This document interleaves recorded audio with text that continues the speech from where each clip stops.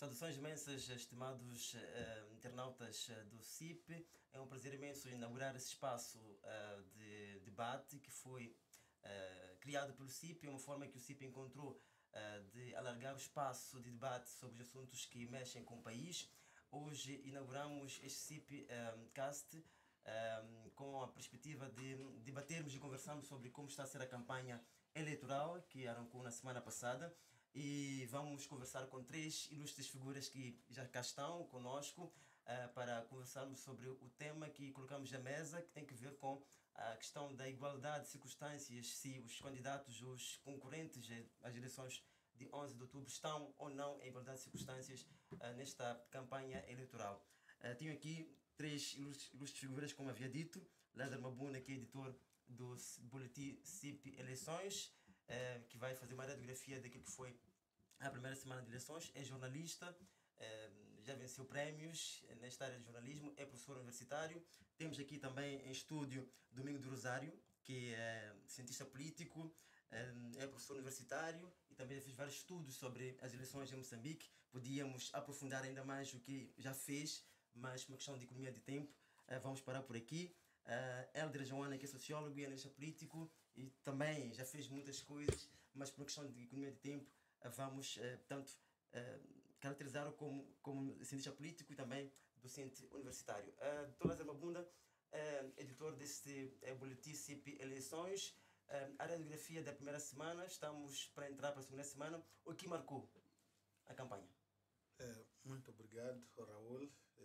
Obrigado também aos professores Domingo do Rosário, professor Joana.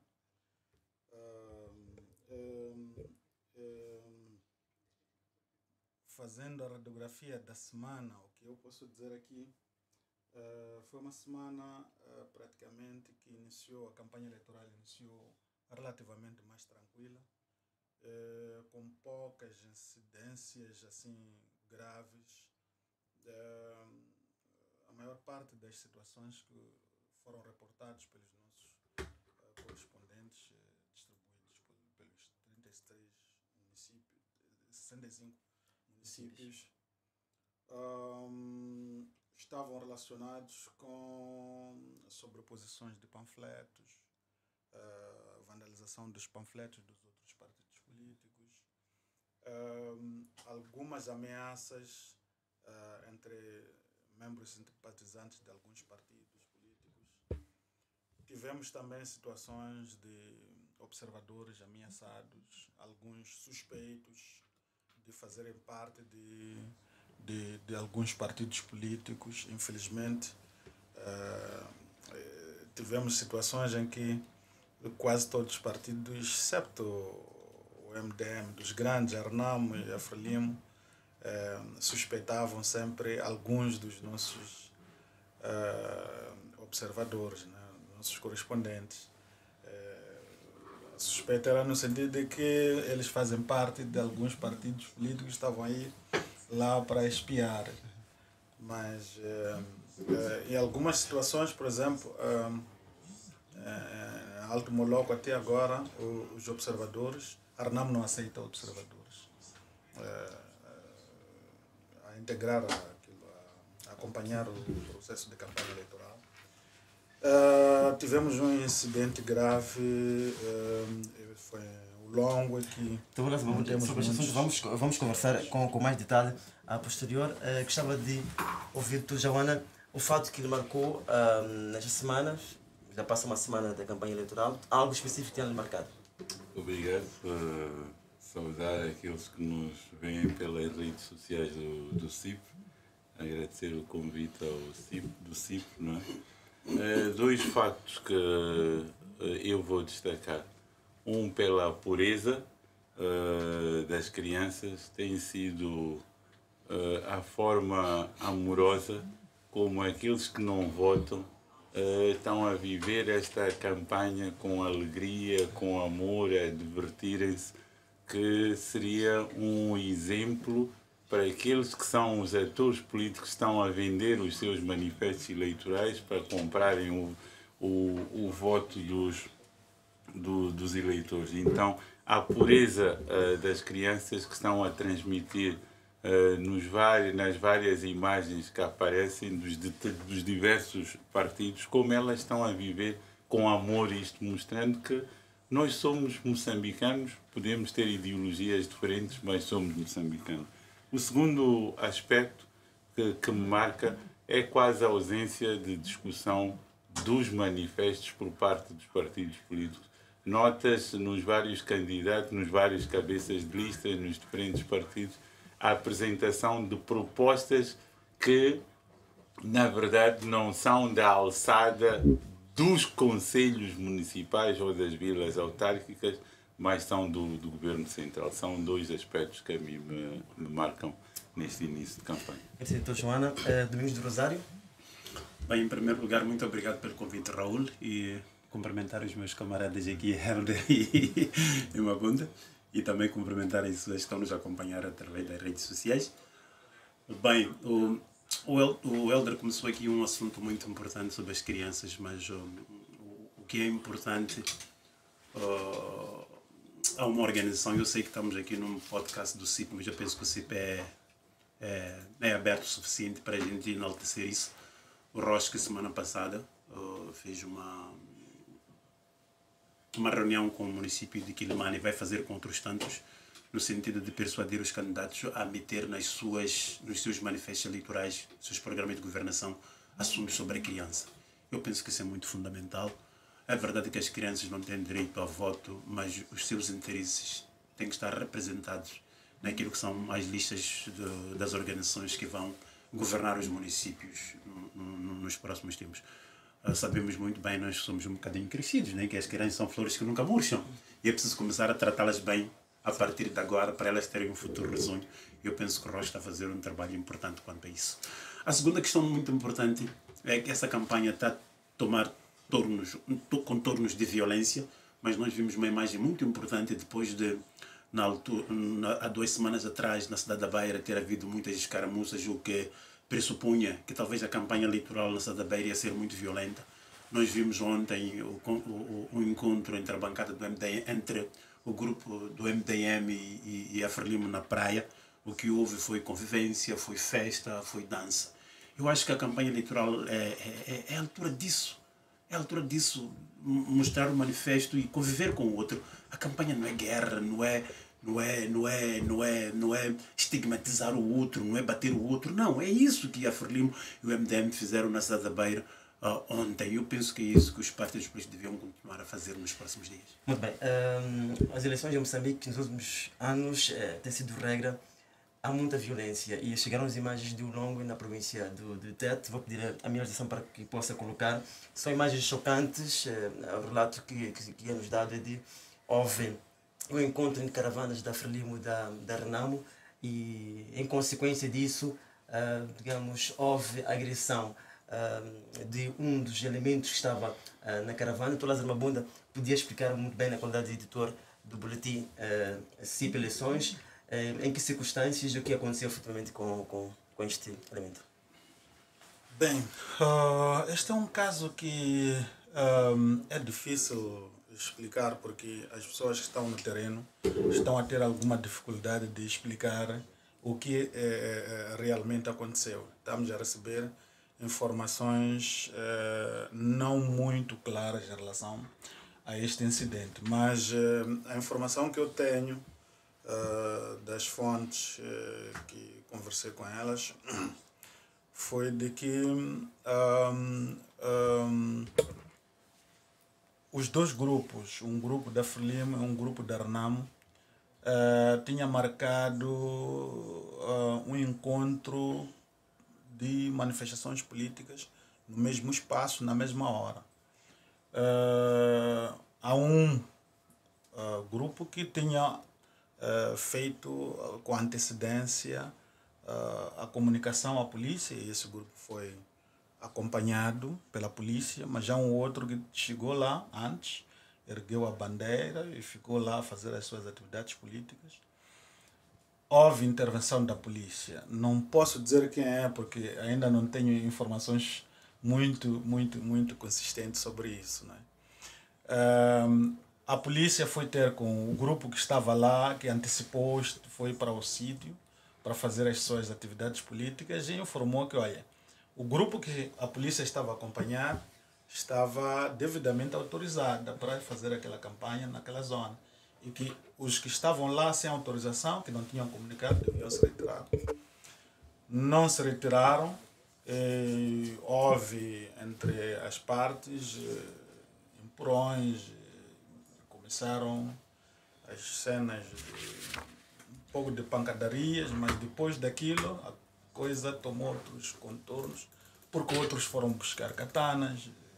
Depois chegou-se ao ponto a que se chegou. A verdade é que as imagens são assustadoras porque eu acho que uma das pessoas provavelmente vai perder o membro superior, porque é uma parte que está praticamente, esta parte está quase separada de Então há outro que não sei se vai sobreviver, porque as imagens são chocantes. A parte da cabeça levou uma série de catanadas que... Então, infelizmente estamos a chegar a este extremo, mas justamente porque há esta intolerância política e as partes, sobretudo a Frelimo e a Renamo, olham-se como inimigos. O que o professor Domingo do Rosário estava a dizer em relação à Beira, em que o MDM, aquela imagem é muito bonita, o MDM e a Frelimo cruzaram-se, estavam ali, quase que abraçavam, estavam a dançar, a fazer uma manifestação. Aquela devia ser um exemplo, mas entre a Frelimo e a Renamo, esta realidade não acontece. E muitas vezes as informações que tivemos ao longo da primeira semana é que algumas situações foram evitadas porque o encontro entre a Renamo e a Frelimo, ou havia bom senso por parte de um dos grupos a dizer, olha, vamos deixar eles passar e depois, mas nunca há este convívio de que, olha, este é o momento eleitoral, somos irmãos, apesar de sermos de partidos diferentes, mas não somos inimigos, somos irmãos, somos moçambicanos. Não existe isso entre esses dois partidos. O que existe é um conflito, é um confronto, é inimizade, é isso. Gostava de ouvir dos nossos convidados aqui qual é a causa destes problemas. Estivemos a ouvir os líderes políticos antes da campanha exortarem aos seus membros a não enveredarem pelos caminhos de agressão, de intimidação entre eles. A questão é que fica é porque que mesmo depois desses discursos políticos, até do Presidente da República, que veio ao público falar abertamente sobre essa questão, tenhamos problemas tão graves quanto esses. O que está a faltar? O que está a falhar? Eu creio que não vais encontrar uma razão, uma causa única para isso. Mas o Mabunda levanta bem a questão da intolerância política que há. Nós estamos a olhar para o momento da campanha, só como o momento em que a intolerância se manifesta. Não. É a consequência de todo um processo de intolerância que nós vivemos no período não eleitoral, não é? Em que nós nos olhamos muitas vezes como inimigos e não como adversários políticos. Se eu sou socializado politicamente, estou num partido político, a minha socialização, a minha preparação política, pertenço a um partido incumbente ou na oposição, a minha socialização é de ver o meu adversário político como inimigo.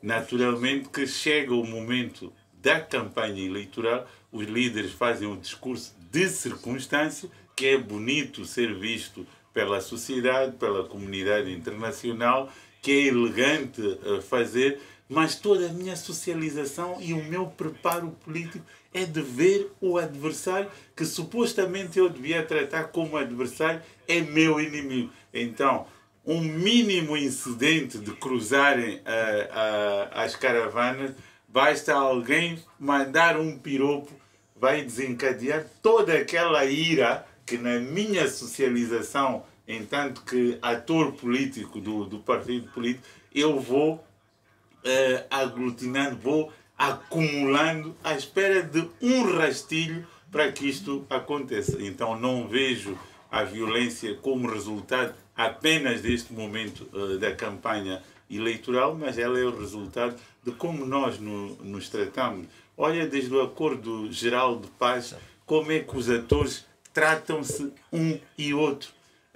Se nós continuarmos a olhar qual é o discurso que nós, como partido incumbente, fazemos para a Renamo, se ainda continua de bandido armado, de matzangaíça, de inimigo do povo, e qual é o discurso que a Renamo faz para o partido incumbente.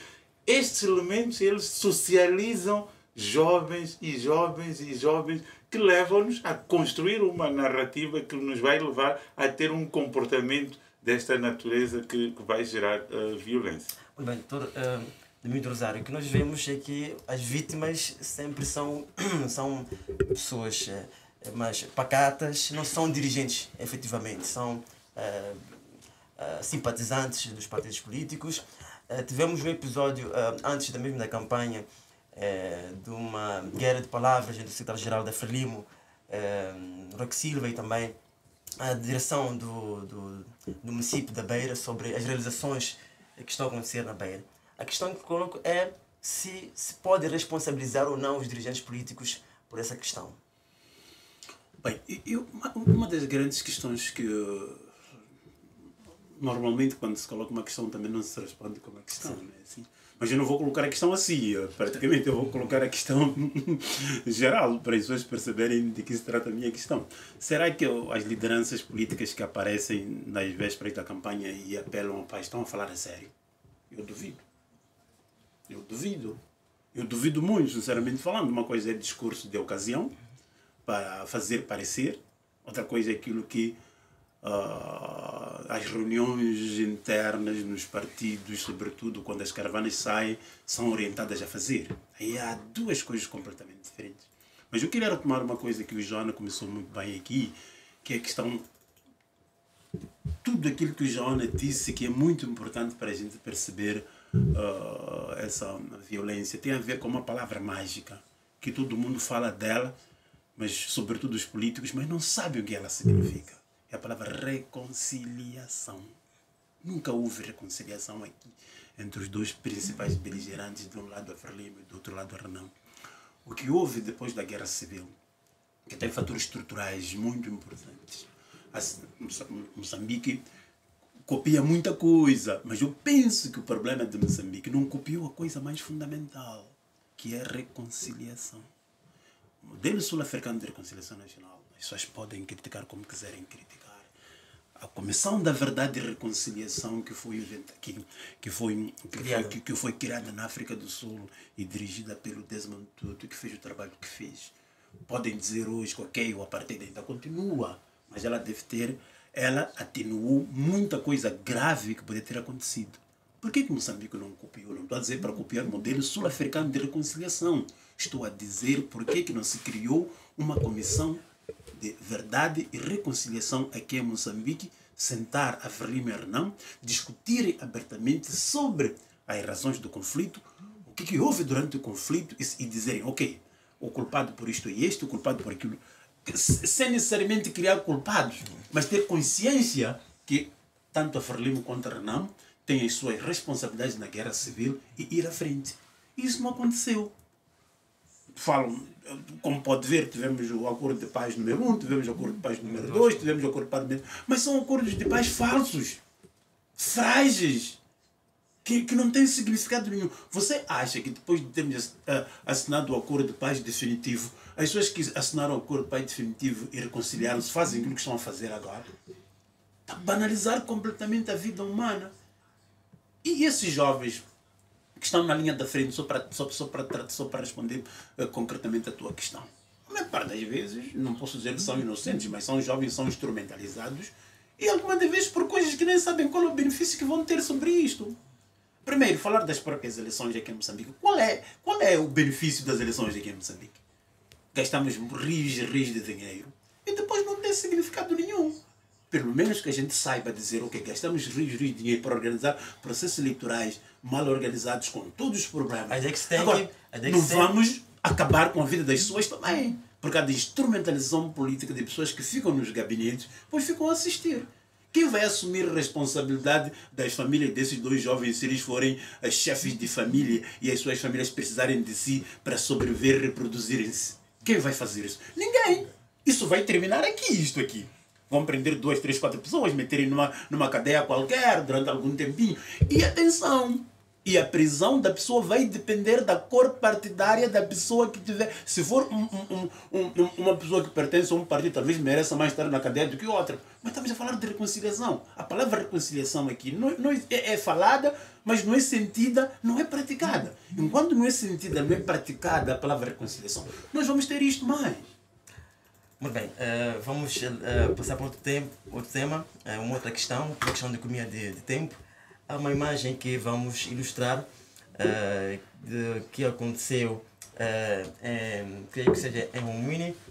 Uma viatura do Estado, num dia apresentava uma matrícula do Estado e no dia seguinte apresentava uma outra matrícula normal. A questão que coloco, Tolazé Mabunda, como é que analisa este fato, reportou esta situação, os colegas, os correspondentes do CIP que estão espalhados pelas 65 autarquias enviam diariamente essas incidências e um dos colegas enviou esta imagem que deixou-nos já conversar e a debater sobre as lógicas da campanha que está a acontecer.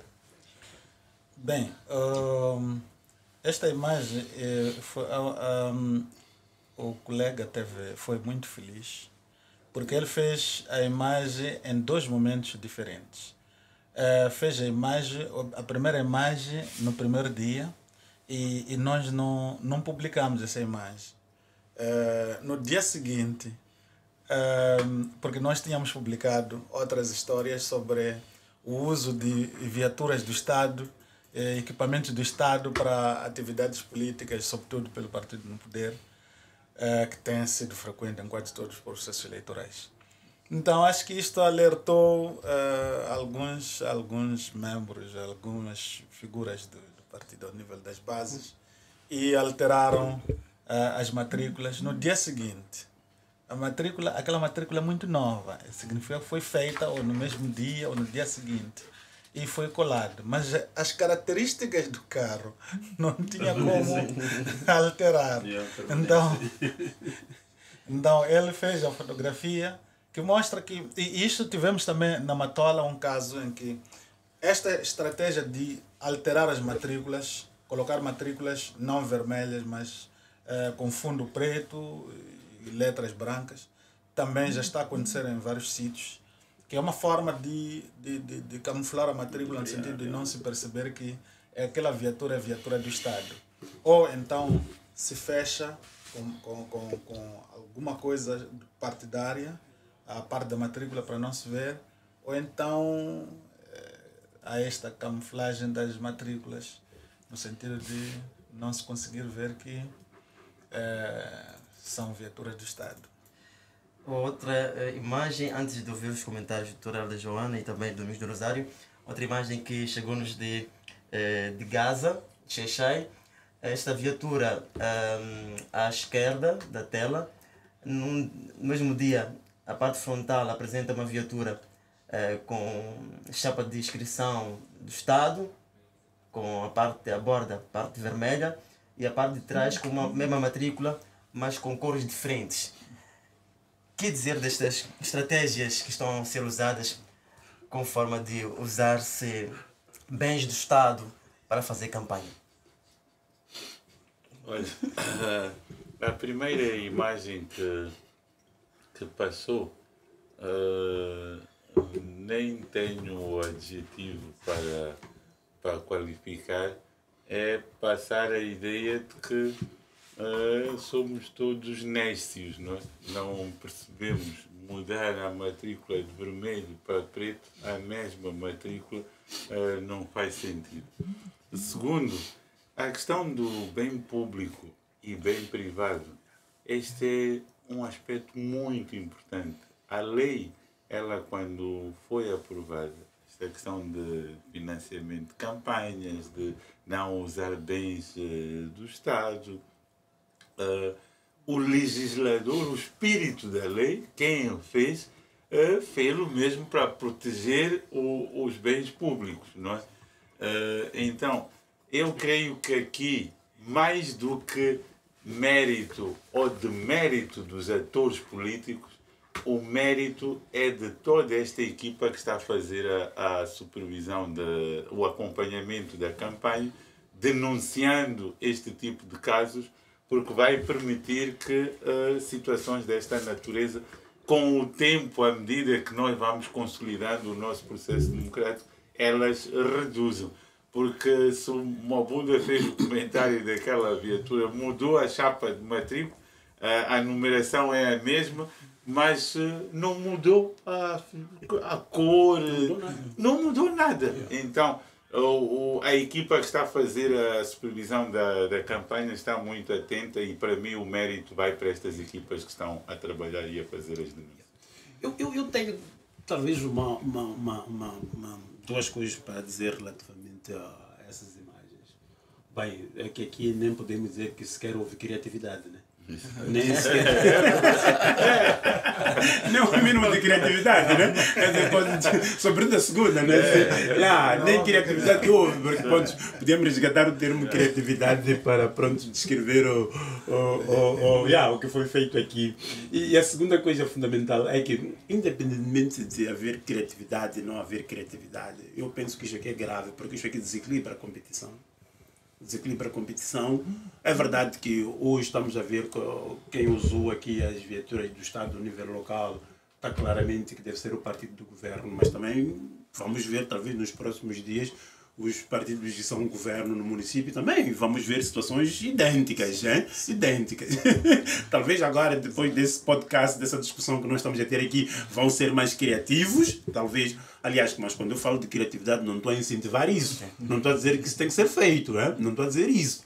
Agora, mas o que é fundamental é que isto aqui desequilibra a competição. E, sobretudo, em eleições locais, em que não há financiamento do Estado, nem as forças políticas, nem os grupos de cidadãos, que eu acho que deviam merecer talvez um apoio qualquer, porque o município é coisa do cidadão, não é coisa dos grandes partidos. Os grandes partidos estão a subverter a competição ao nível local e estão a subverter ainda pior por usar meios do Estado para coisa local, que é de coisa dos cidadãos ao nível local. Vamos chegar a este ponto, porque é o tema de fundo que vamos conversar nesse podcast.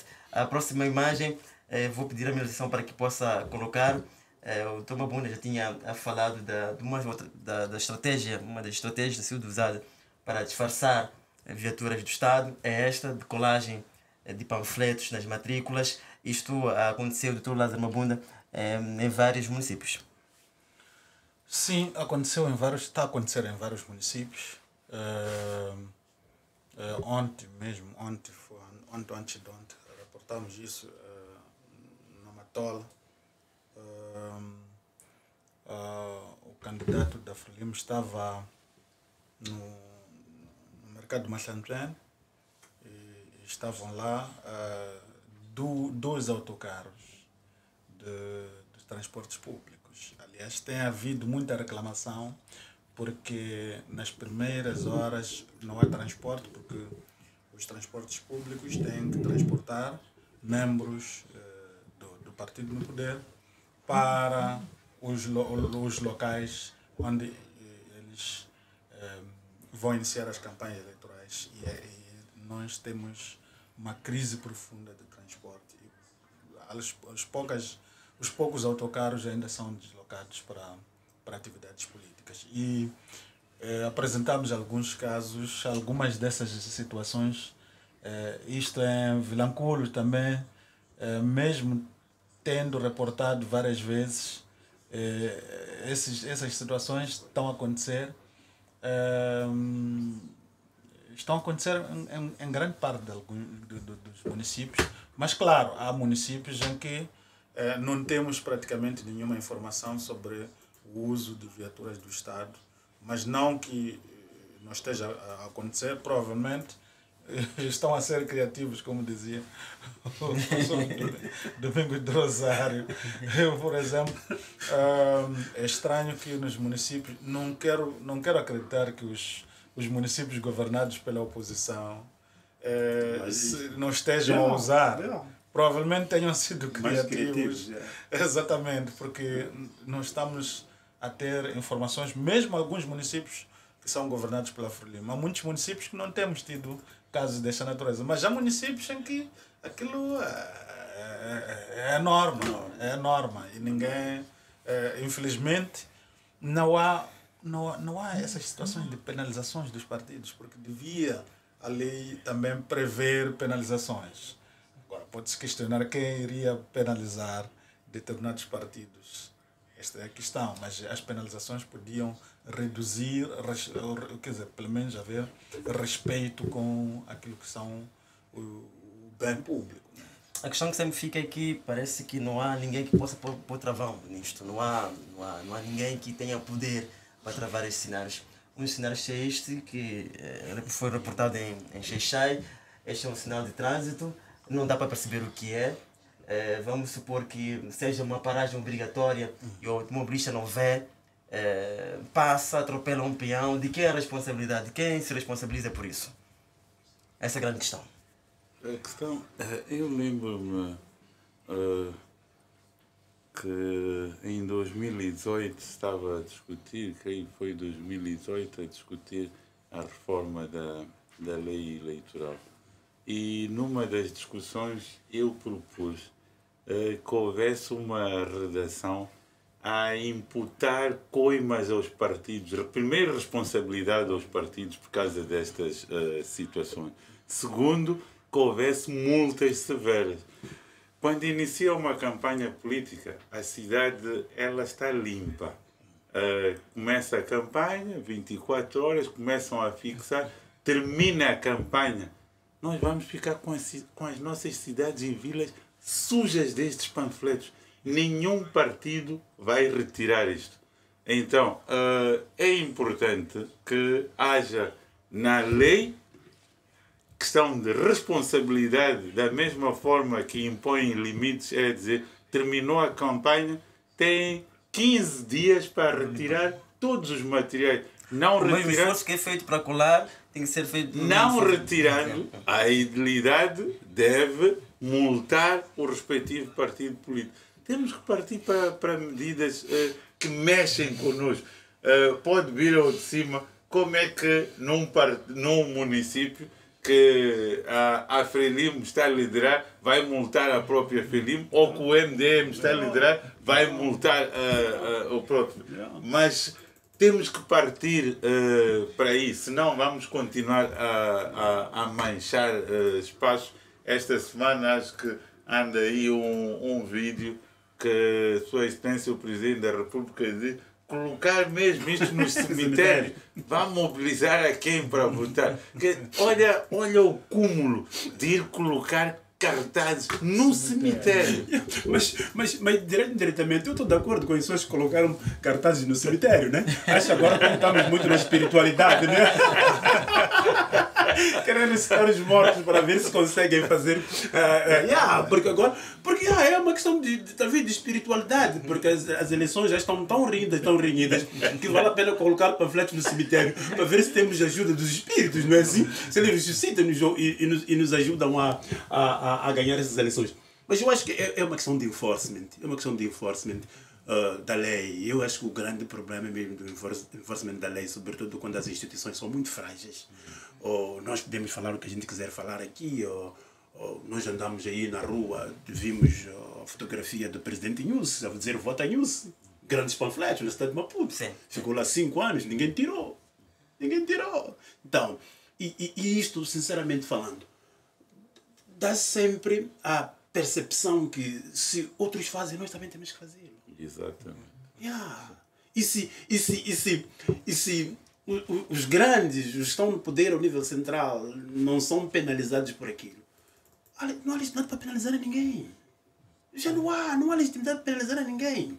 Se a gente quiser fazer, por mais que a gente aprove leis, posturas camarárias, blá blá blá blá, todo esse tipo de conceitos que a gente quiser introduzir aqui no debate, ok, mas tem que haver instituições fortes para penalizar há um termo muito... Prevaricação. Sorry lá, eu sinto muito, não conheço. Ou infratores. Infratores, eu penso que é o melhor termo.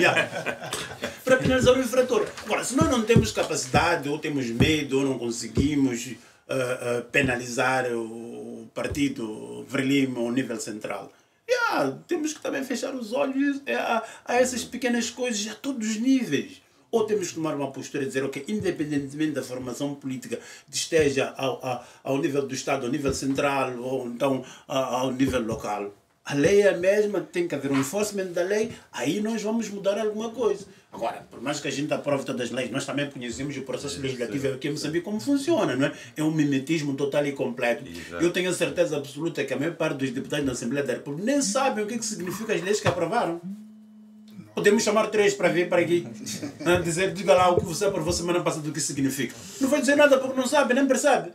Então, ok, vamos aprovar porque existe uma orientação de que temos aprovado, sim, o senhor aprova, mas depois as instituições são frágeis, não tem mecanismo de enforcement. Então, esperança, temos que ter esperança, não há dúvida nenhuma. Se a gente não tivesse esperança, a gente não estaria aqui. Mas é preciso que a gente fale as coisas pelos seus próprios nomes. É bom que a gente comece desde já a dizer as leis são muito boas, mas quando não há um mecanismo de enforcement das leis, talvez a gente vai ficar nesta conversa durante muito tempo e não vamos ter soluções tão imediatas para resolver esses problemas todos. Aquilo é grave. Como estava a dizer muito bem, a pessoa, o automobilista não vê o sinal, não sabe o que o sinal significa, mas aquilo é só um sinal. Depois vamos entrar em discussões com o trânsito. Há outras questões, depois vamos entrar em debate jurídico, que é outra discussão também que eu nem percebo, debates jurídicos que são de interpretação também ali, cada um interpreta como interpreta, depois tem razão porque interpretou melhor, mesmo que não seja isso. Há um debate estéril agora sobre as incompatibilidades das telas ECA, desculpa lá, nós que somos leigos nessa matéria jurídica, estamos assim, não estamos a perceber, outros dizem que sim, outros dizem que não, outros dizem que, outros dizem que, estamos aqui, nós não somos juristas, não somos obrigados a sermos juristas para a gente perceber se a Stella Zeca está numa incompatibilidade ou não. E nós precisamos de esclarecimento sobre isso, para a gente saber dizer, ok, Stella Zeca, desculpe lá, sai lá daí, porque estás numa incompatibilidade. Mas isto aqui é muito perigoso. Por que eu estou a falar sobre essa questão de interpretação jurídica? Porque algum tempo atrás também caiu uma árvore em cima de um carro. Ok? Sim. Sim. E aí foi uma grande discussão de quem é a culpa. É do município que não cortou a árvore. Então é mais ou menos a mesma coisa isto aqui. A pessoa pode de facto não ver o sinal e atropelar alguém, dizer eu não vi. E quem vai ser a responsabilidade? Joana, a questão que ele coloca tem que ver com... Estamos a ver a imagem da viatura particular da antiga secretária de Estado de Sofala, Stella Zeca. Está a ser usada para a campanha dela. A questão que fica é qual é o exemplo que estamos a dar? Se são os dirigentes a ter esse tipo de atitudes, os nossos governantes, aqueles que devem nos representar, aqueles que nós pagamos nosso imposto para cuidar do nosso dinheiro, são eles que estão a fazer isso. Como é que o país, como é que o Estado moçambicano, como é que o governo moçambicano tem que olhar para essa questão? Porque estão a colocar na pele de um cidadão que paga os seus impostos e vê que os seus impostos estão a ser mal usados. Como é que fica? Olha, se de facto é a viatura protocolar da Secretária de Estado de Sofala, é grave. E digo que é grave sem nenhum complexo, sem nenhum receio, porque há uma dimensão daquilo que se chama bem público e do bem privado. Eu não devo... A questão é como é que o cidadão depois vai ser obrigado ou ser motivado a pagar um imposto, sabendo que o seu imposto está a ser usado. Sim, a grande questão aí é mesmo esta do bem público e do bem privado. Eu vou pegar nesta situação da viatura, assumindo que é verdade que é uma viatura particular não sendo, olha, retiro todos os meus comentários. Estou a fazer boa fé daquilo que me está a dar a conhecer. Então, sendo uma viatura protocolar, nós esta confusão que fazemos de bem público e bem privado, nós olhamos só para a viatura. Eu dou sempre o exemplo do líder, do ser superior hierárquico, a forma como nas instituições públicas tratam os seus subordinados. Tratam muitas vezes como empregados. Eu vou lhe dar só um exemplo simples. Aqueles indivíduos que fazem a proteção da casa dos dirigentes, é a unidade de proteção de altas individualidades. Eu vejo em muitas casas no Triunfo, eles fardados, a varrerem o quintal e a lavar carro. E tirar lixo. E a tirar lixo. É gravíssimo que um servidor público, um dirigente do Estado, não saiba que aquela farda que aquele indivíduo da unidade de proteção de altas individualidades veste, ela simboliza o Estado. Ela simboliza o Estado. Quando você tem um dirigente que não tem noção disso, isto é gravíssimo. Logo, pode usar viaturas, pode usar qualquer coisa, mandar a sua secretária para casa e lavar copos, não sei o que. É muito simples fazer esta confusão, se não consegue fazer esta distinção. Então, sendo verdade, eu creio que a campanha ainda está a decorrer. Seria de bom tom vir a público e pedir, penitenciar-se pelo erro que se cometeu. Porque todos nós somos humanos e cometemos erros. Neste processo há excessos que nós cometemos e quando se nos chama a atenção é sempre bom nós reconhecermos, porque também educa-se pelo exemplo. E estando... E em relação a esta imagem, o nosso correspondente que reportou este caso, imediatamente recebeu a chamada, foi intimidado, recebeu, por que você partilhou esta informação, por que você tirou esta imagem, qual é o interesse que você tem. Infelizmente temos um grupo de WhatsApp de cada província onde tem autarquias. Lá não temos, há outros que estão lá com outros interesses, mas as nossas regras são claras, é reportar a verdade e não há aqui alguém que deve estar identificado com algum partido político, mas temos lá alguns que estão ao serviço de alguns partidos políticos, infelizmente. Logo que esta imagem foi partilhada no grupo, imediatamente os assessores de imprensa da candidata da Sofala, na Beira, entraram em contato com o nosso correspondente e mandaram vir com ele, então uma série de coisas. Para dizer que permite, mesmo curto em relação a este aspecto, quando está a relatar o que sucedeu e tem evidências disso, há um aspecto que eu destaco muito, e eu estive a falar com jovens sobre isto esta manhã, é que a Frelimo ela tem valores, tem princípios que não tem nada a ver com violência e com esse tipo de ameaças.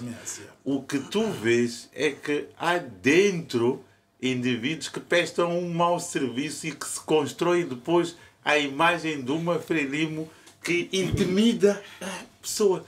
E, infelizmente, estas pessoas têm espaço e estão a contribuir para sedimentar esta imagem. Mas isso não é culpa do próprio partido? Não é culpa do partido que permite que haja essas pessoas? Há bem pouco tempo, há umas 2 horas, estava com um amigo vestido de rigor da Frelimo. Encontramos-nos.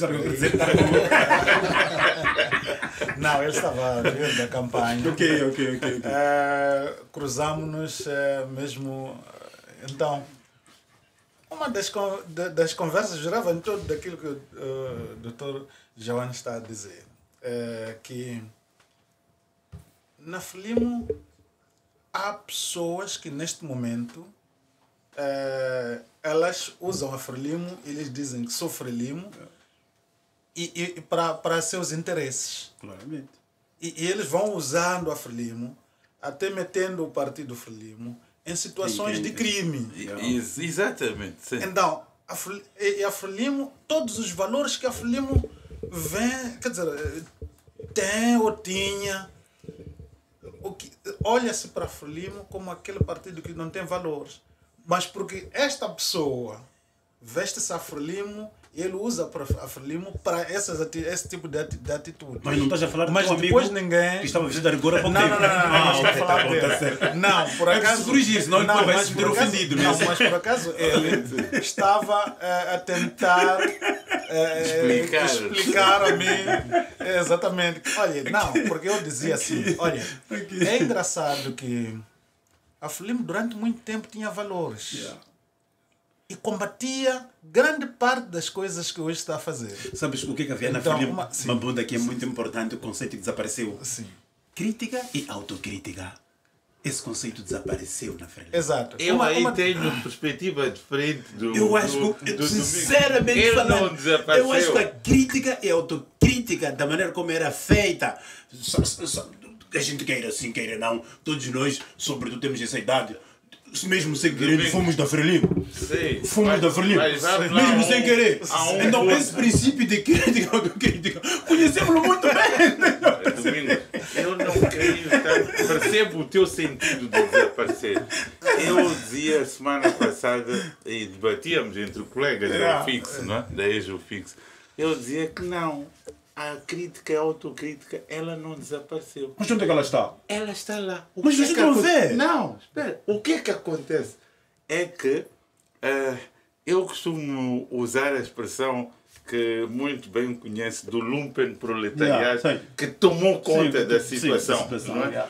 E o lumpen proletariado, quando toma conta da situação, aqueles que têm cultura de debate acobardaram-se.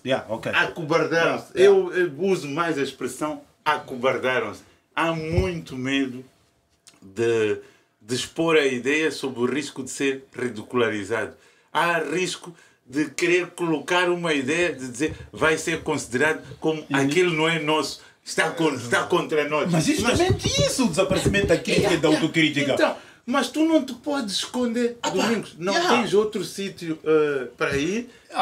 Tu constróis uma sociedade com debate. A mim preocupa-me que gente, que o Domingos está a dizer muito bem, que sempre fizeram um debate aberto e tudo mais, afastaram-se, alhearam-se de todos os processos. As pessoas ficam com receio de debater. Ninguém lhes disse para não debater. Mas vou ficar na minha zona de conforto. Mas a zona de conforto é uma zona que leva todos ao desconforto. Mas o maior problema é que dentro da própria Frelimo começaram a surgir grupos que passam a combater aquele que tenta ter uma ideia diferente.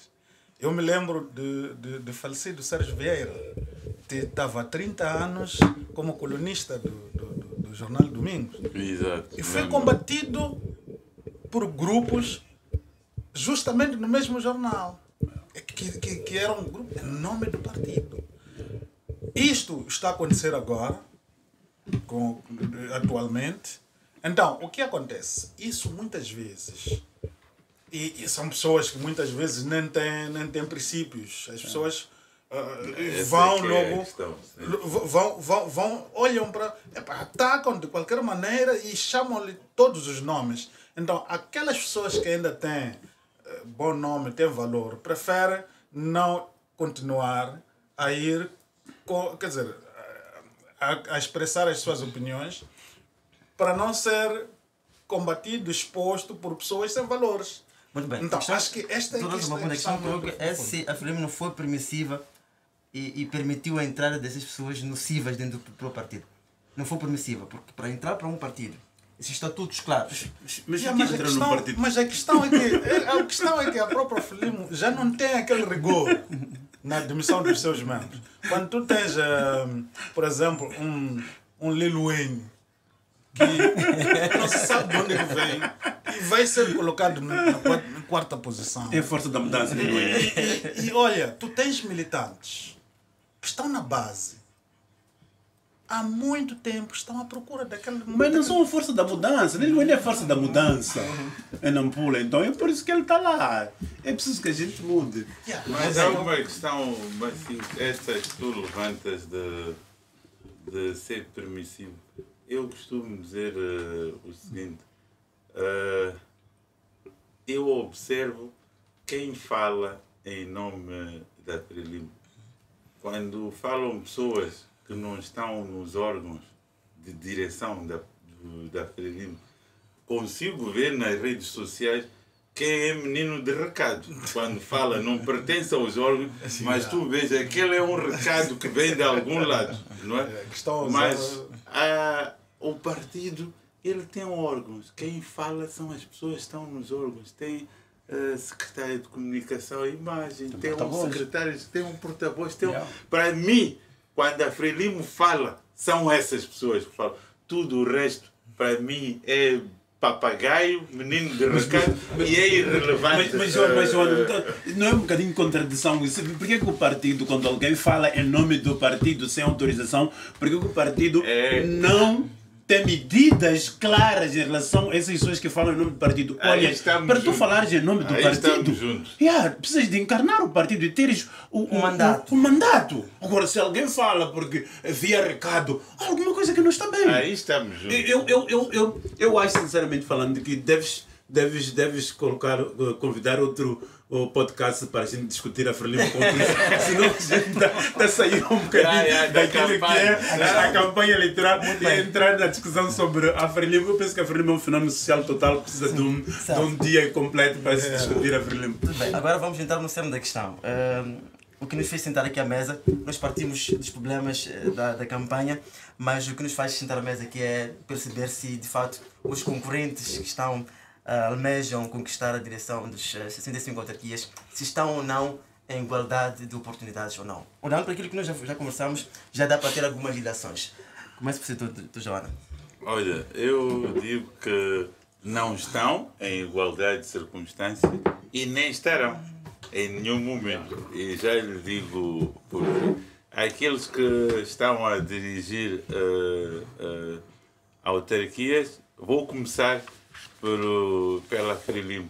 Só pelo facto dela ser governo, ter maioria na Assembleia da República, tem um orçamento que está acima dos orçamentos dos outros partidos. Então não tem como entrar em igualdade de circunstâncias.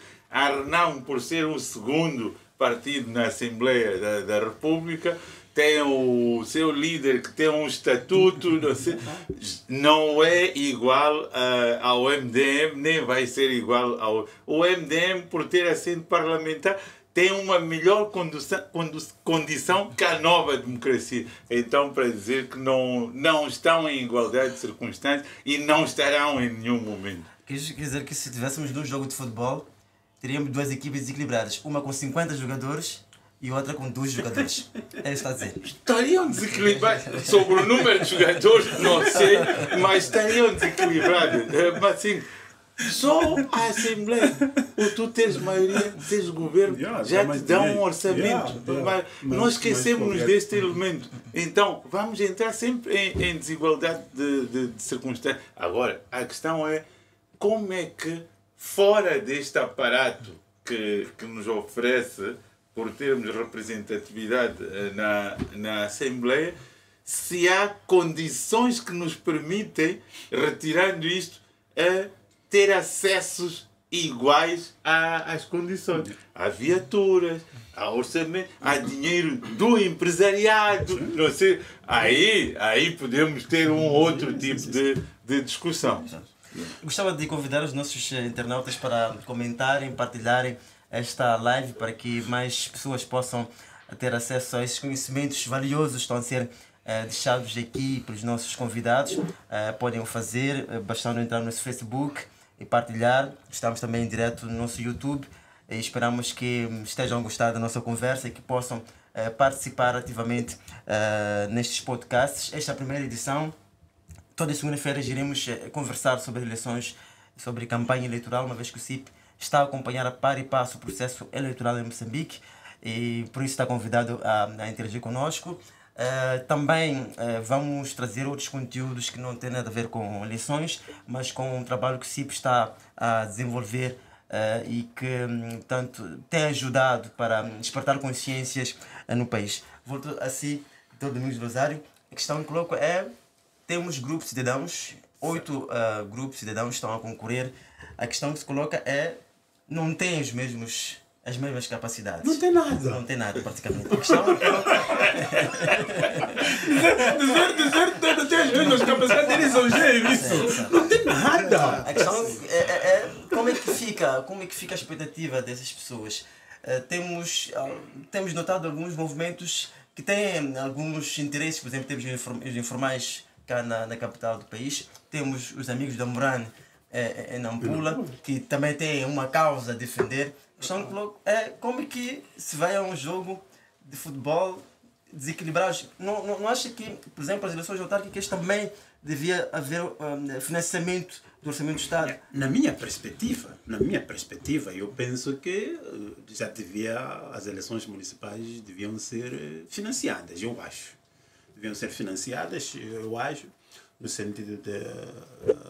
sobretudo porque eu acho que o grande problema de Moçambique é que desde o princípio subverteu-se um bocadinho essa coisa de eleições municipais, eleições autárquicas, o poder do povo, o poder local foi assaltado por essas grandes máquinas partidárias que até bebem o leite desses grupos de cidadãos que deviam ser os principais protagonistas de concorrer e para governar a coisa local, a autarcia, não é assim?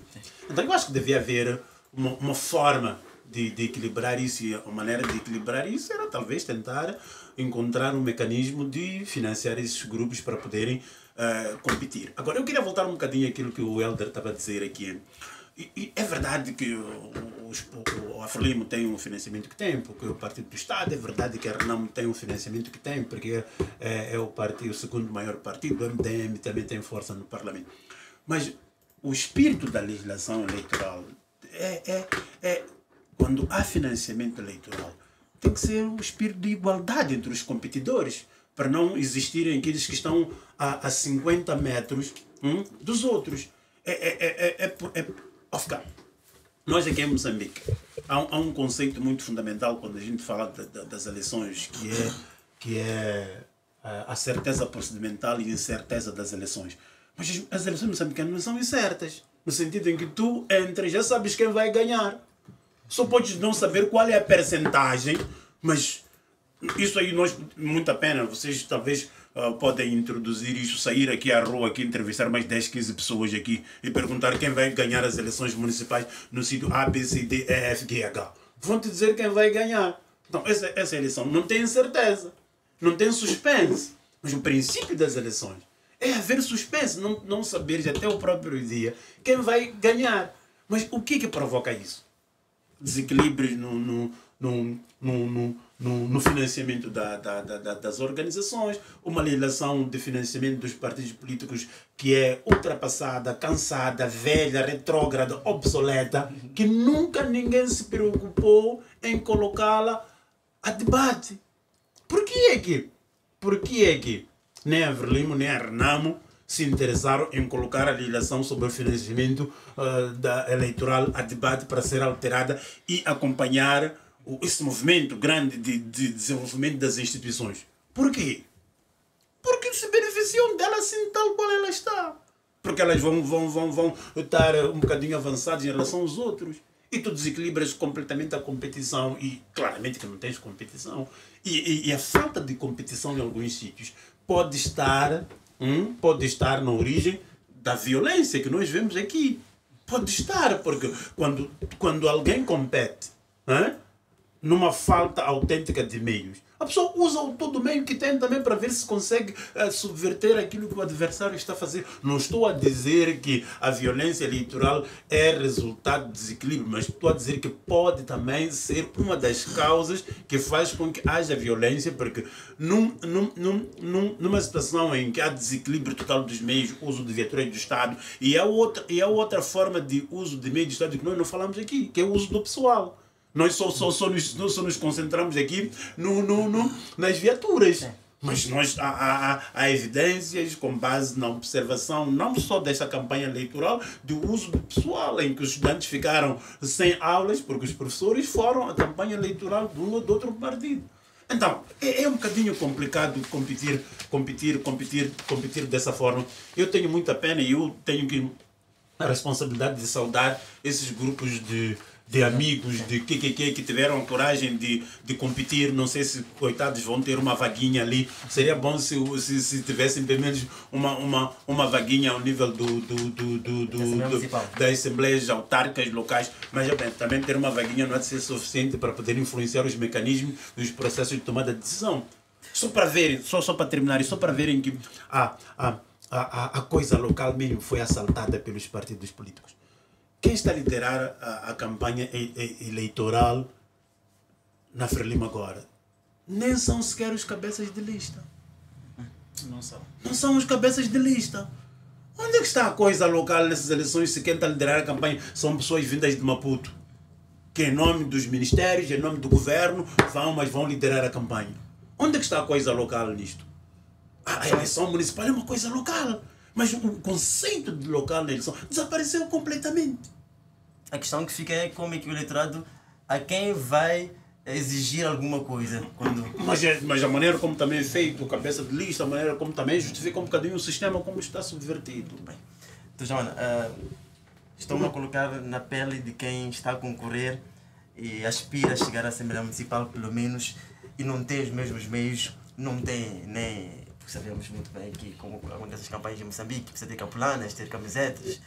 E o voto parece que é conquistado assim. Quando se tem... A questão que coloco é como é que se consegue atingir esta meta, que é um direito condicional, que os cidadãos podem juntar-se, unir-se e concorrerem para a Assembleia Municipal e serem parte da resolução dos seus próprios problemas. Como que se entra para esta lógica num ambiente desequilibrado? Olha, um ambiente desequilibrado nem sempre por si é um elemento que favorece aquele que tem todos os meios. Eu vou-lhe dar dois exemplos rápidos, que nem são de eleições autárquicas, mas também posso levar para as eleições autárquicas. Lembrar da primeira eleição democrática, 94. Sou Domingos do Rosário, que já estuda esses processos há muito tempo. E participar. Exatamente. Eu ainda nem pensava em estudar sociologia, eu já andava nestas coisas. O presidente Chissano deu banhos de multidão na Zambésia, com muito material de campanha. Banhos de multidão mesmo. Resultado da campanha eleitoral, uma hecatombe na Zambésia e em Quilimane em particular. Então, o que estou a dizer é que nem sempre esses banhos de multidão, professor Domingos, que foi meu professor, deu-me estas ferramentas, sabe muito bem que o eleitor, às vezes, nós pensamos que aquele campesino é tão irracional. Não, ele tem uma lógica. Ele percebe, ei, os que estão aqui são muito fortes, eu preciso aparecer na campanha. Mas o meu voto, sou eu é que sei. Depois surpreendemos-nos com o resultado. Então, assim, não tenha muita ilusão com banhos de multidão. Os banhos de multidão não significam necessariamente que as pessoas vão votar em si. Mas as pessoas sabem que é importante dar a cara por si. E muitas vezes até vestir aquilo que você dá para elas vestir. Então, é muito importante perceber a lógica de voto do eleitor. E poucos partidos aqui em Moçambique, arrisco a dizer, nem o partido que está a governar se preocupa em estudar por que aquele eleitor não vota nele. Por que perderam a Beira, por exemplo? O que faz a Beira, com muita insistência, este período todo, não estar a votar? O que fez perder Nampula? Foi um mero acaso? O que fez perder Quelimane? Há aspectos da lógica do eleitor que é preciso compreender até para perceber como recuperar esses sítios. Não vai ser ao mero acaso, é preciso compreender a lógica do eleitor para dizer que estes pequenos partidos, sem muitos meios, ou como disse o Domingos, sem nada, eles podem fazer milagres. Podem se preparar. Não vai ser para esta eleição. Pode ter numa próxima eleição autárquica gente que se vai preparando ao longo do processo e que vai surpreender com grandes lugares nas assembleias autárquicas. O que quer dizer é que há que sofisticar-se politicamente para fazer campanha e para mobilizar as pessoas, e isso é possível. Então, Joana, isso é muito bonito para quem está deste lado. Para quem está no terreno, precisa movimentar-se pelos bairros, precisa alimentar as pessoas que vão fazer a campanha, precisa ter panfletos, precisa ter cartazes. A questão que coloco é, tudo bem, eu tenho ideias, mas como que faço para expressar as minhas ideias? Mas sim, diz que é muito bonito. Mais bonito ainda é você decidir embarcar para uma campanha política. Você tem que fazer cálculos, você tem que se organizar. Como é que eu vou sem meios? Qual vai ser a minha estratégia? Porque se estás numa situação que a lei não te permite ter este financiamento, vais claramente em condições adversas. O caminho é este que o Domingos está a dizer. É preciso financiar, é preciso para permitir que este pequeno grupo de cidadãos tenha um mínimo de meios para fazer a sua campanha eleitoral. Aliás, se nós não só para complementar o que Helder está a dizer, que é muito fundamental, se nós não vamos estar aqui a branquear a verdade. A MUS, quando começou o ano passado, começou do nada. E começou nas eleições municipais. E eu me lembro muito bem a campanha eleitoral da MUS no ano passado. O que eles tinham vestido sacos. Não, Paula. Sacos mesmo, sacos. Para mostrar que mesmo no meio dessa penúria, nós temos vontade de fazer isto. E se você for a ver agora, a MUS conseguiu ocupar pelo menos uma ou dois lugares em muitas assembleias municipais. O candidato da MUS conseguiu competir na eleição de 2019 fora desses três partidos tradicionais. O quarto candidato que conseguiu foi o homem da MUS. Organização, precisa de tempo. Bem, não se sabe o que esteve por detrás da organização da MUS ao longo desse tempo todo, até ter o suposto sucesso que teve. Para dizer que sim, talvez é preciso preparar um bocadinho de antecedência. As pessoas sabem que as eleições municipais talvez nunca vão ser financiadas. O que é preciso fazer? É preciso preparar, cavar o terreno e ver quais são as estratégias. A MUS é um bom exemplo disso, de preparação, de resiliência e com falta de meios e conseguir fazer um trabalho aceitável. Portanto, é possível. Vai ser extremamente difícil. Claro.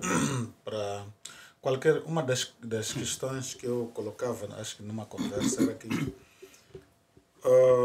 esse grupo de cidadãos deviam adotar uma estratégia diferente.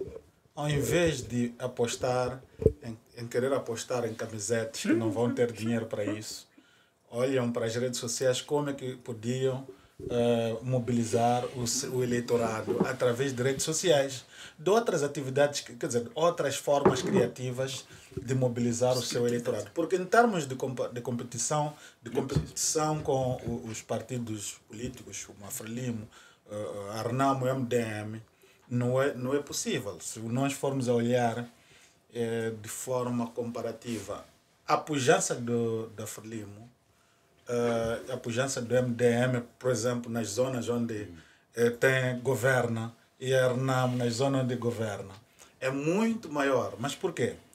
Porque esses partidos, além de se calhar o dinheiro do Parlamento, se calhar o dinheiro do Parlamento não é nada, não é absolutamente nada. Então, esses onde eles governam têm outros meios de obtenção de receitas através de contratos que vão selar com alguns empresários. Grande parte dos empresários são os empresários são os maiores financiadores dos partidos políticos. Então, onde está o MDM, por exemplo, na Beira?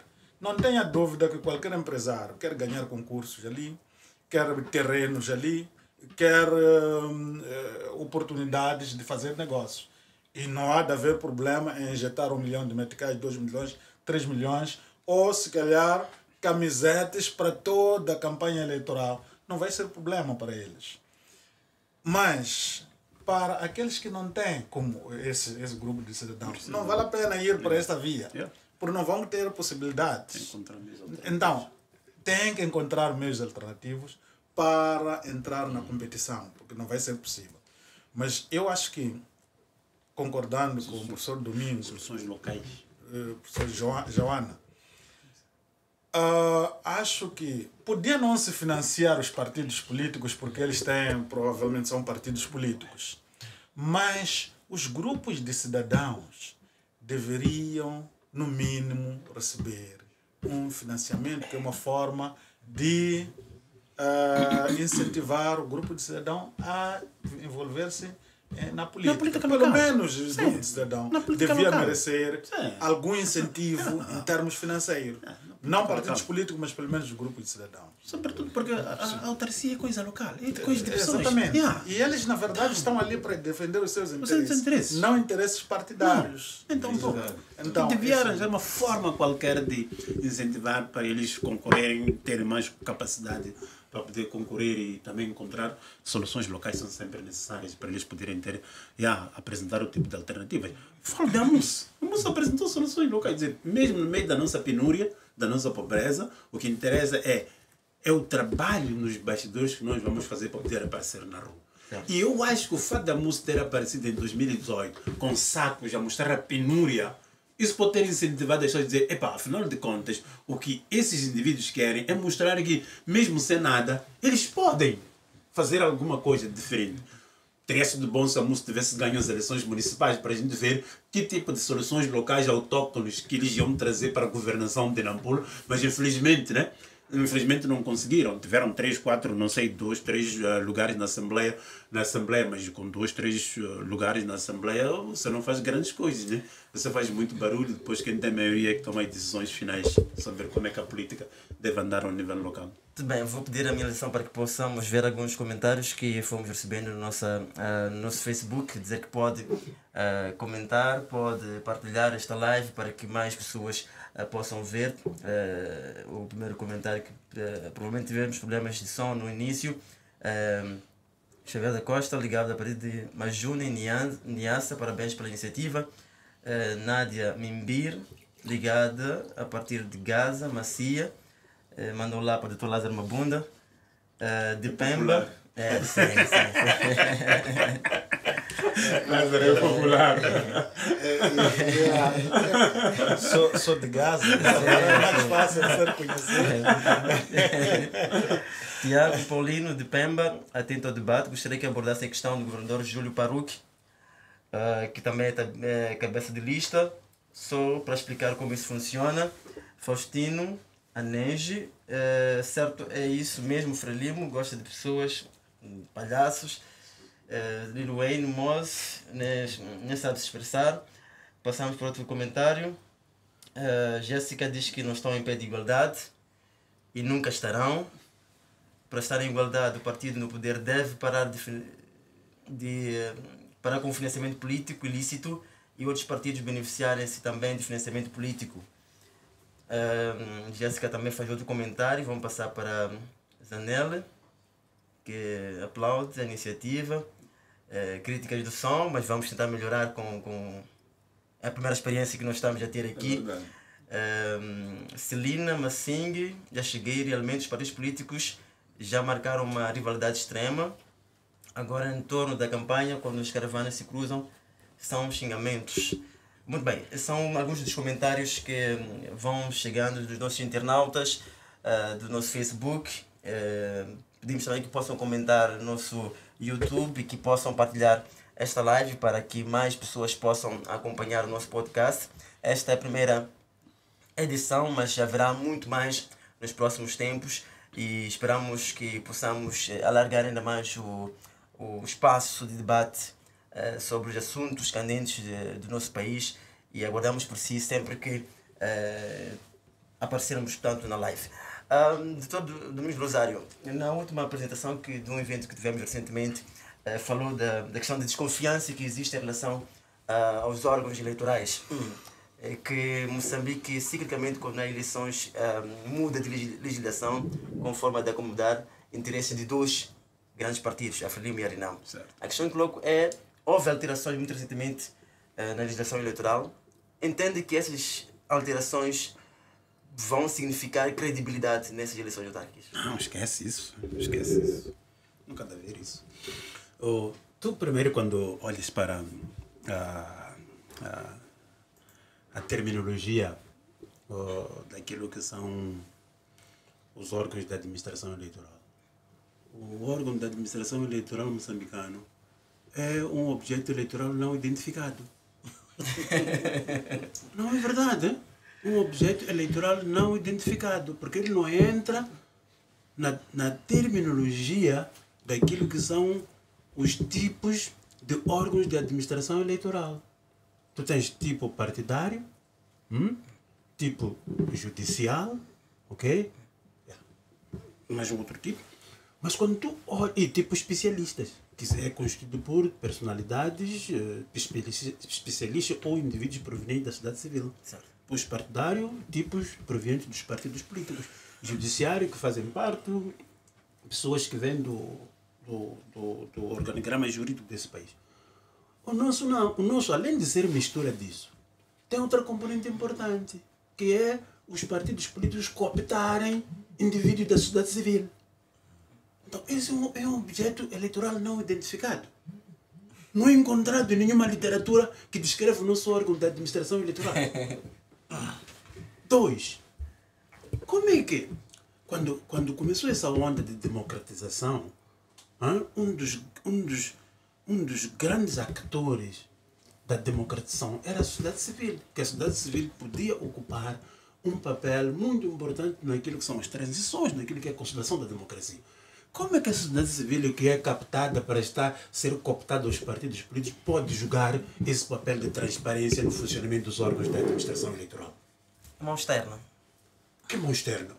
Eu não sei, eu não conheço esse conceito de mão externa. O que eu estou a dizer, o problema do processo político, eleitoral, incluindo dos órgãos da administração eleitoral moçambicanos, é o problema de estarem ao serviço dos partidos políticos só e só para defender assuntos de natureza clientelista, a sua produção e a sua reprodução nos órgãos da administração eleitoral, mais nada. Ponto. E um órgão da administração eleitoral composto daquela maneira, que tem... Uma coisa é você dizer, ok, 1994, ninguém percebe eleições aqui em Moçambique, não temos especialistas nas diferentes áreas da administração eleitoral. Ok? Uma coisa é você dizer, ok, isso. Então eu posso buscar pessoas que estão acomodadas aos partidos políticos. 30 anos depois, já não tens por onde tu pegares isso. Há pessoas que percebem eleições aqui, que dominam a arte e a ciência das eleições. Por que você não chama essa gente? Ninguém tem coragem. Só para terminar esse assunto. Então, ninguém tem coragem de fazer isso. 2, desculpa lá. Um país como este, um órgão de administração, tem 25 pessoas, 21. Para quê? Explica-me lá. Num país em que tu tens 2 órgãos de administração eleitoral, as pessoas estão a ver, devem estar a dizer que aquele gajo é burro, não percebe nada a dizer. Não tem nada a ver com isso. Aqui tens 2 órgãos de administração eleitoral. O STAI de um lado, a CNE do outro lado.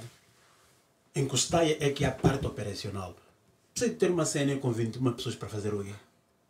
Nada. É mesmo para assuntos clientelistas, só, mais nada.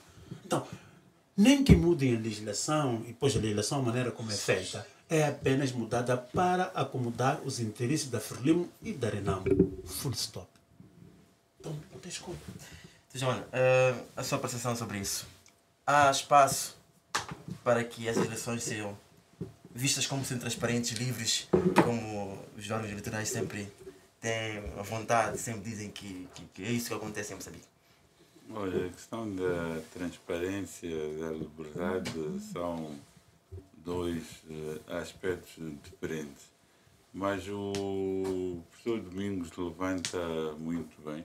Se nós formos ver os relatórios, todos acórdãos até do Tribunal Constitucional, à volta da questão da administração e gestão eleitoral, sempre chama a atenção para a profissionalização do processo eleitoral.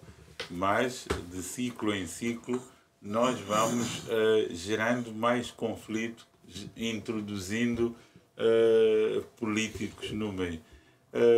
Esta questão das eleições, há 2 meses estive com o grupo que faz a gestão do processo eleitoral em Espanha. É um grupo grande que faz gestão de processos eleitorais em 153 países no mundo. E só uma vez o governo de Espanha experimentou fazer com um outro grupo e o processo deu problemas, atrasou o resultado e voltar. É o grupo que está a fazer as eleições em Angola. Então, eles explicavam que em Espanha este processo é gerido pelo Ministério do Interior. Acontece o PP estar a governar, resultado, perder. Anuncia esse resultado, perdeu, entrou outro. E não mudam a equipa que está, a empresa que está a fazer a gestão. Então, nós temos que profissionalizar, não temos outro caminho. O professor Domingos do Rosário disse muito bem, Comissão Nacional de Eleições não é quem faz o processo. 21 pessoas. E depois tem um outro dado que a mim preocupa e preocupa mesmo nos últimos tempos ainda mais. Estamos com 7 minutos apenas. Ter um religioso a liderar a Comissão Nacional de Eleições. Não concordo? Não é não concordar. Eu sou um cristão, como um indivíduo que está a liderar a CNE. E um cristão, a palavra de Deus diz claramente, você só deve obediência a um Senhor. E esse Senhor é Deus. Você não pode em nenhum momento vender-se a mamão, que é dinheiro, ou a outro. Respeita os poderes públicos, diz a palavra do Senhor. Então, o presidente da CNE está num dilema, ele mesmo. Que ele se meteu. Se ele pega a Bíblia, ele está num dilema profundo. Então, isso também põe em causa os próprios cristãos. Ele meteu-se num dilema. É importante nós profissionalizarmos os órgãos de administração e gestão eleitoral. E esta coisa da cooptação é preciso ter presente. Eu dizia há dias e provocava, era mesmo ao Júlio Paruca, antes do início da campanha, eu dizia o seguinte, o Estado moçambicano diz que é laico, não é neste bloco que eu tenho, até fiz a nota, o Estado é laico, é meu último comentário mesmo, está na Constituição, mas a laicidade do Estado, eu lia na tal intervenção, estavam muitos religiosos, o que é um Estado laico. E é um Estado que respeita as fés e até dos ateus respeita este facto de tu dizeres eu não tenho nenhum Deus. Mas o Estado moçambicano, desde 75, na tal euforia da laicidade, há obras por fazer. Quem vai fazer são as autoridades tradicionais, que vão pagar, vão não sei qual. O Estado não é laico. Não tem nada de laico. Nesse dia a sala parou. Eu disse, reflitam mesmo. O Estado não é laico. Diz-se laico, mas ele não é laico. Então, temos 7 minutos. Agora, deixa eu aproveitar agora que já que Samora Machel completaria 90 anos, né? Eu acho que Samora Machel tivesse vivo ia ficar escandalizado, não é assim? Porque muitas das coisas que ele combateu, o obscurantismo, blá blá blá blá, estão em força agora. Exatamente. Mas nem estão em força, é instrumentalização disso tudo. Porque não há originalidade nessas coisas, são coisas plásticas, são feitas de maneira plástica só para, sei lá, fazer o quê? porque essas coisas todas abaixam o obscurantismo, abaixam o blá blá, tudo isso que Samora combateu agora está em força. Até pequena coisa, vamos à palhação. A questão Os que estão a liderar até esses movimentos. Nem percebem, Não, até os que chamam religiosos são os que estavam com Samora a dizer abaixam os crentes. São os maiores crentes hoje dessas religiosas. Vamos dizer que é mudança da sociedade, mas só mudam isto aqui, não mudam outras coisas. Essa aqui é a parte mais... A Paulina Chiziane faz sempre antes da religião esta ocidental que veio e, na sua opinião, foi imposta ao africano.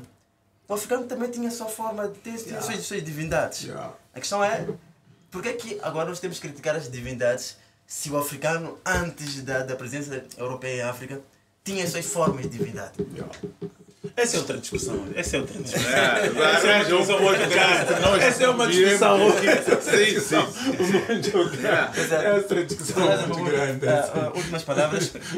O que se pode perspectivar para a segunda semana da campanha?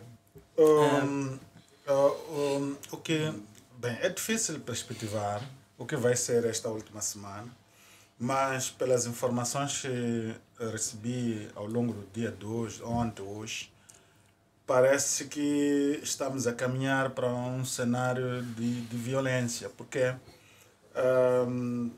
em Gaza ontem tivemos um correspondente nosso que foi detido, mas a polícia disse não detivemos, tiramos a ela porque estava no meio de... estava a filmar a campanha da Frelimo, depois eles achavam que estava a espionar. Então, havia ânimos ali, tínhamos que tirar a ela para lhe ouvirmos na esquadra, no comando distrital. Mas também hoje o MDM queixou-se que estava a receber ameaças dos seus, na Macia, por exemplo, à calada da noite, há pessoas que andam a ameaçar os membros do MDM. Também há cenários de ameaças, até agora são ameaças, mas provavelmente essas ameaças podem materializar-se, né? Então há um cenário de intimidação nessas últimas... aliás, acho que a segunda fase vai ser mais ou menos... Espero que não seja, mas parece que estamos a caminhar para um cenário de mais ameaça e se calhar de violência.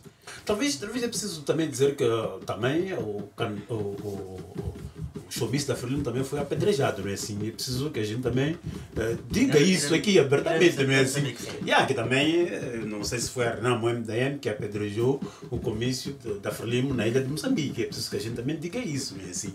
Eu penso que é muito importante, todos nós, os sinais que nos aparecem, que de fato talvez vai ser uma semana um bocadinho complicada, mas o que as pessoas que instrumentalizam os jovens, as pessoas que estão por detrás disso, têm que saber que a campanha eleitoral é a altura de convivência, mesmo que a gente saiba que os eleitores, nós não temos nada para oferecer no que diz respeito aos nossos manifestos. Vale a pena você brincar aos manifestos, mas assim, do que ter essa tendência de violência, penso que não ajuda nada a ninguém. Então o apelo é os partidos políticos e esses instrumentalizadores da violência pararem um bocado com isto. Não faz sentido. Moçambique precisa de um bocadinho de calma. Moçambique já viveu muitos episódios de violência atrás de violência. Eu penso que temos que mudar um bocadinho o ciclo da violência e a gente caminhar para outra perspectiva de reconciliação, paz, muita discussão. Eu espero mesmo que o termo reconciliação seja reinventado e rediscutido e ser de fato colocado na mesa numa outra perspectiva, não essa perspectiva de instrumentalização que está sendo feita agora. Gostava de agradecer ao professor Domingos do Rosário, ao professor Helder Jauana, também ao professor Nader Mabunda, algo em comum, são professores universitários. Gostava de agradecer a todos vós pela presença aqui no CIPcast, neste espaço que dedicamos à campanha eleitoral. Agradecemos igualmente a si, estimado internauta, por ter nos acompanhado durante esta 1h30 praticamente de conversa aqui. Aguardamos por si para uma próxima oportunidade. Fique bem, uma boa noite. Eu cresci a jogar, Família, vamos fazer o que é dia 11 de outubro, pá? Pá, eu menti para o meu cota aqui de votar, mas viajei. E você? Eu vou estar a fazer bicha aqui no estúdio, Magi. Família, vamos lá votar, pá? O que é isso de voto? Eu não vou votar, não. O que é isso de voto? Eu não vou votar. Votar? Eu não vou votar. Eu não voto, mano, eu não voto. Vota, vota lá, vota. Exercer a cidadania. Vota, vota lá, vota. Faz parte da democracia. Vota, vota lá, vota. Exercer a cidadania. Vota, vota lá, vota. Faz parte da democracia. Se tu tens 18 anos ou mais, Sim. não fica de fora, vota. Esse é teu direito e um dever, sabias? Maninho. Então vota. Tá na hora, vota no partido que você gosta.